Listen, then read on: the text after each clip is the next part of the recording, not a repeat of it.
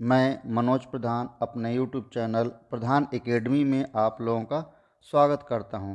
आज मैं आप लोगों के लिए भारत में संघीय व्यवस्था से संबंधित कुछ महत्वपूर्ण प्रश्न लेकर के आया हूं, जो परीक्षा की दृष्टि से बहुत ही उपयोगी है। चलिए अब हम सीधे प्रश्न पर आते हैं। प्रश्न नंबर 1, भारतीय संविधान की संघीय सूची में कुल कितने विषयों को रखा गया है? विकल्प है ए 96, बी 97, सी 98, डी 99। इस प्रश्न का सही उत्तर है विकल्प बी 97।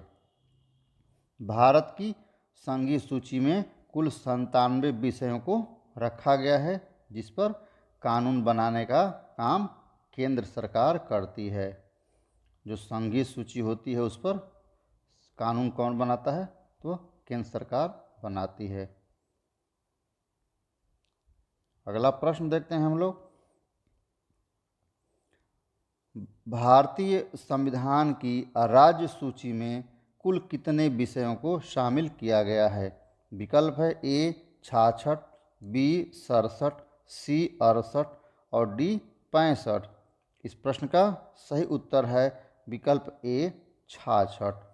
राज्य सूची में कुल 66 विषयों को रखा गया है, जिस पर कानून बनाने का काम राज्य सरकारें करती है।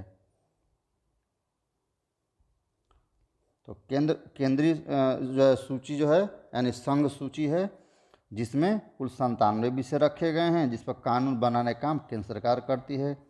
और राज्य सूची जिसमें कुल 66 विषय रखे गए हैं, जिस पर कानून बनाने का काम राज्य सरकार करती है। तो इसलिए इस प्रश्न का सही उत्तर है विकल्प ए 66। नेक्स्ट प्रश्न, भारतीय संविधान की समवर्ती सूची में कुल कितने विषय शामिल किए गए हैं? विकल्प है आपके सामने ए 45, बी 46, सी 47, डी 48। इस प्रश्न का सही उत्तर है विकल्प सी 47। समवर्ती सूची में कुल 47 विषय शामिल किए गए हैं, जिस पर कानून बनाने का अधिकार केंद्र और राज्य दोनों को है। केंद्र और राज्य दोनों को है। इस पर हम और भी वीडियो बना चुके हैं, जिसमें बताए हैं कि केंद्र सरकार और राज्य सरकार दोनों को समवर्ती सूची में जो शामिल विषय हैं उस पर कानून बनाने का अधिकार प्राप्त है। लेकिन अगर केंद्र और राज्य के द्वारा बनाए गए कानून में किसी प्रकार का गतिरोध आता है, तो केंद्र के द्वारा बनाए गए कानून प्रभावी माना जाता है। इसलिए यहाँ पर जो समवर्ती सूची है उसमें कुल जो विषय रखे गए हैं कितने? 47 विषय, जिस पर कानून बनाने का अधिकार केंद्र राज्य दोनों को है। तो इस प्रश्न का सही उत्तर हुआ विकल्प सी।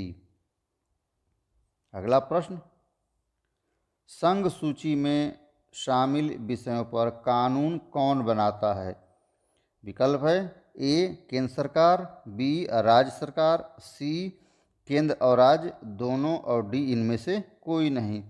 इस प्रश्न का सही उत्तर है केंद्र सरकार। जो संघ सूची है उसमें शामिल जितने भी सब्जेक्ट हैं 97 सब्जेक्ट, उस पर कानून बनाने का अधिकार है केंद्र सरकार को है। अतः विकल्प ए सही उत्तर है। अगला प्रश्न, भारतीय संविधान में भाषा को किस अनुसूची में रखा गया है?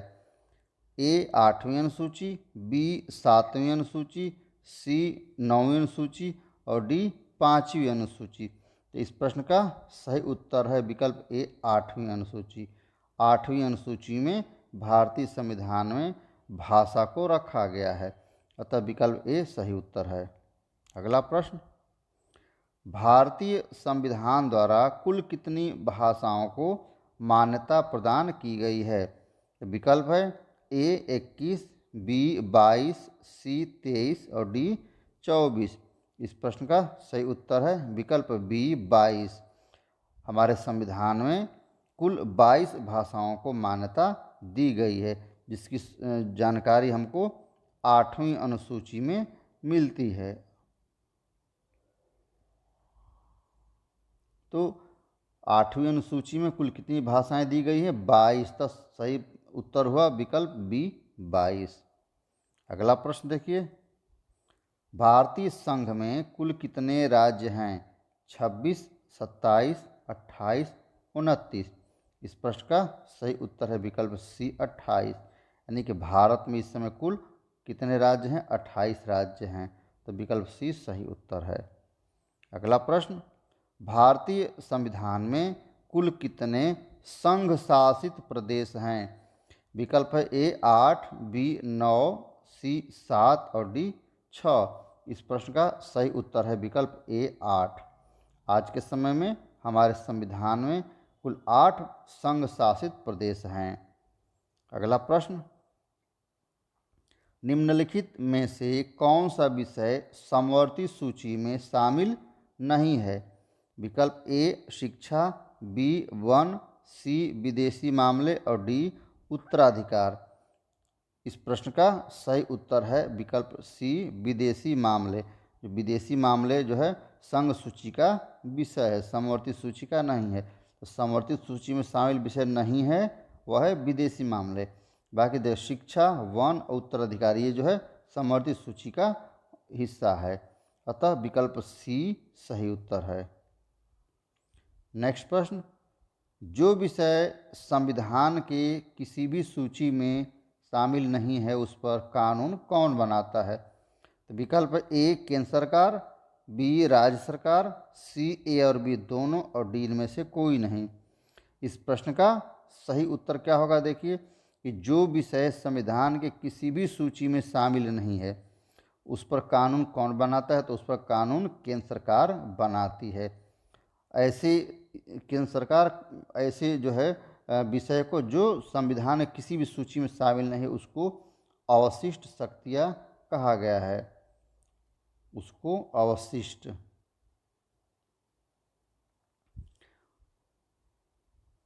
उसको जो है अवशिष्ट शक्ति के नाम से जाना गया है। यानी कि वह शक्ति जो संविधान के किसी भी सूची में शामिल नहीं है उस पर कानून बनाने का काम केंद्र सरकार करती है और केंद्र के द्वारा बनाया गया कानून पूरे देश में लागू माना जाता है। अतः इस प्रश्न का सही उत्तर विकल्प ए केंद्र सरकार। अगला प्रश्न देखिए, निम्नलिखित में से कौन एक संघीय राज्य नहीं है?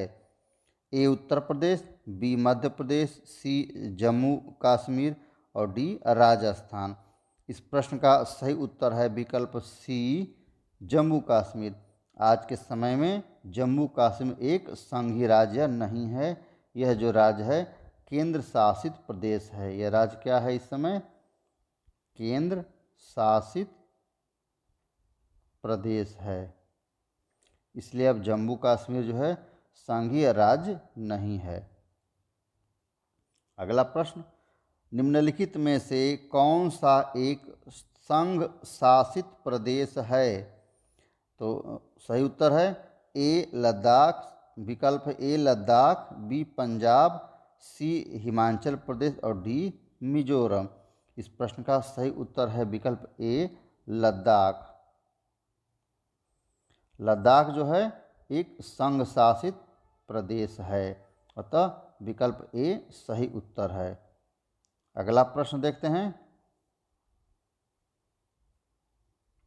निम्नलिखित में से कौन सा विषय संघीय सूची का विषय है? विकल्प ए रक्षा, बी कृषि, सी शिक्षा और डी निवारक निरोध। इस प्रश्न का सही उत्तर है विकल्प ए रक्षा।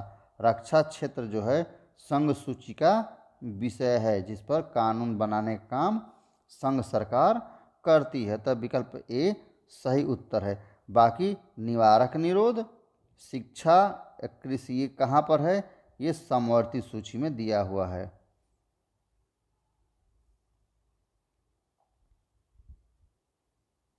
अगला प्रश्न देखिए,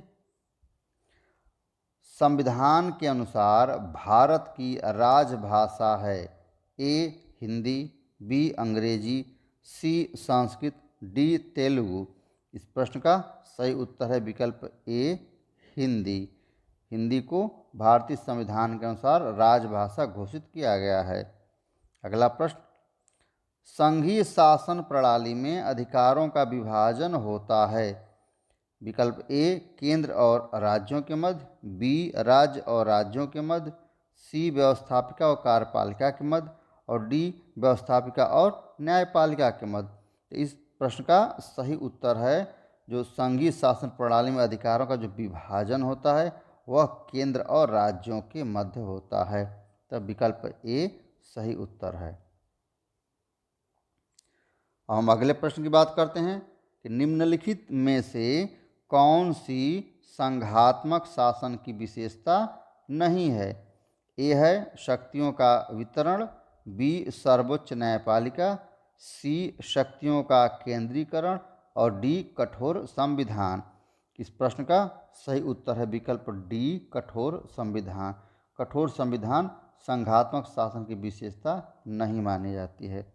तब विकल्प डी सही उत्तर है। अगला प्रश्न देखिए, निम्नलिखित में से कौन सा राज्य सूची का विषय है। ए बैंकिंग, बी मुद्रा, सी शिक्षा और डी व्यापार। इस प्रश्न का सही उत्तर है विकल्प डी व्यापार। व्यापार जो है वह राज्य सूची का विषय है। नेक्स्ट, संघ की कार्यपालिका शक्ति किसमें निहित होती है। राष्ट्रपति, राज्यपाल, प्रधानमंत्री, मुख्यमंत्री। इस प्रश्न का सही उत्तर है विकल्प ए राष्ट्रपति। संघ की कार्यपालिका शक्ति राष्ट्रपति में निहित होती है, इसीलिए इस प्रश्न का सही उत्तर है विकल्प ए राष्ट्रपति। अगला प्रश्न, राज्य की कार्यपालिका शक्ति किसमें निहित होती है।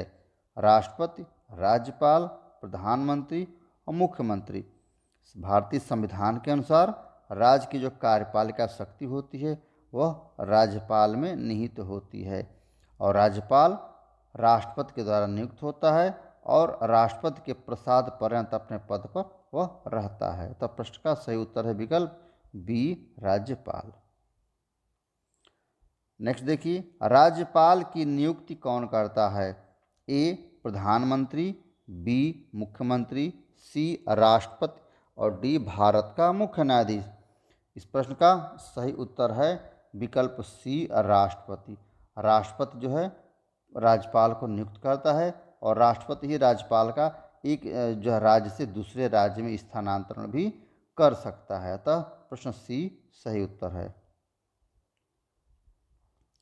अगला प्रश्न देखिए, निम्नलिखित में से कौन सा सदन निम्न सदन है। लोकसभा, राज्यसभा, विधान परिषद, इनमें से कोई नहीं। तो इस प्रश्न का सही उत्तर है लोकसभा। लोकसभा है कैसा सदन है, यह निम्न सदन है। और राज्यसभा कैसा सदन है, उच्च सदन है। राज्यसभा कैसा है, देखिए उच्च सदन है। अतः इस प्रश्न का सही उत्तर हुआ विकल्प ए लोकसभा। जो निम्न सदन होता है अस्थायी होता है और राष्ट्रपति इसको कभी भंग कर सकता है। अगर राष्ट्रपति को लगे कि लोकसभा में किसी भी दल या गठबंधन को बहुमत नहीं प्राप्त है तो वह सदन को भंग करने की घोषणा कर सकता है। अतः निम्न सदन कौन सा सदन है, लोकसभा। अगला प्रश्न, भारत के महान्यायवादी की नियुक्ति कौन करता है।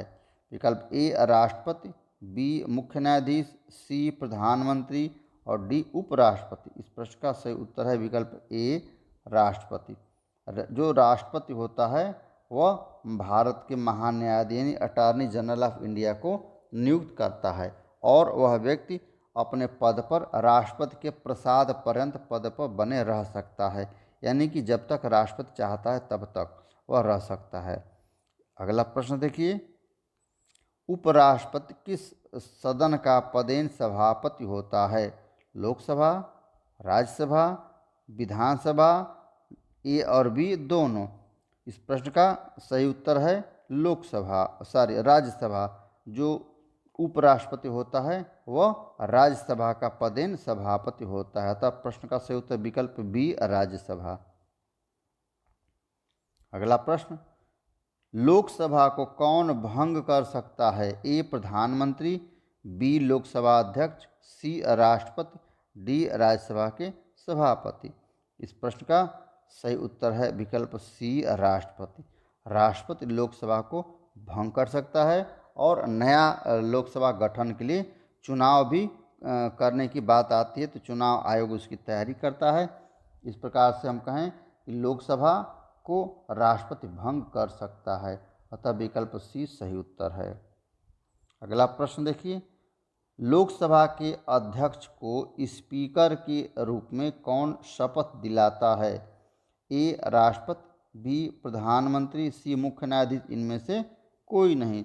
इस प्रश्न का सही उत्तर है विकल्प डी, इनमें से कोई नहीं, क्योंकि लोकसभा का जो अध्यक्ष होता है वह स्पीकर के पद के रूप में कोई शपथ उसको नहीं दिलाई जाती है। उसको केवल केवल सदस्य के रूप में उसको शपथ दिलाई जाती है, जो राज्यसभा लोकसभा का अध्यक्ष यानी स्पीकर होता है। इसलिए इस प्रश्न का सही उत्तर है विकल्प डी, इनमें से कोई नहीं, यानी कि लोकसभा के अध्यक्ष को स्पीकर के रूप में कोई शपथ नहीं दिलाता है। यानी जो लोकसभा का वरिष्ठ सदस्य होता है वह लोकसभा के स्पीकर को उसके आसन तक ले जाता है, और केवल लोकसभा का जो अध्यक्ष होता है और लोकसभा की सदस्य के रूप में शपथ लेता है। जब भी आम चुनाव होते हैं तो जो भी व्यक्ति चुनाव जीत करके आता है, ठीक है, उसमें जो सीनियर होता है, जो पार्टी दल के द्वारा नियुक्त होता है, ऐसे व्यक्ति को जो है लोकसभा के अध्यक्ष के रूप में स्पीकर के रूप में उसको शपथ नियुक्त किया जाता है, लेकिन उसको शपथ नहीं दिलाई जाती है। लोकसभा का जो भी अध्यक्ष बनता है केवल उसके आसन तक पहुंचाया जाता है और केवल उसको लोकसभा के सदस्य के रूप में शपथ दिलाई जाती है। और लोकसभा का जो सदस्य होता है, जितने एमपी होते हैं, उनको शपथ राष्ट्रपति दिलाता है। तो यहाँ पर इस प्रश्न का सही उत्तर इनमें से कोई नहीं, विकल्प डी सही उत्तर है। तो इस प्रश्न को आप लोग पूरा देखिए और पूरा देखने के बाद इस वीडियो को लाइक कीजिए, सब्सक्राइब करिए और अपने दोस्त मित्र को शेयर भी करिए और कमेंट बॉक्स में अपना कमेंट अवश्य दीजिए, जिससे कि हमको आगे और इस तरह के प्रश्न बनाने में प्रेरणा मिल सके। धन्यवाद।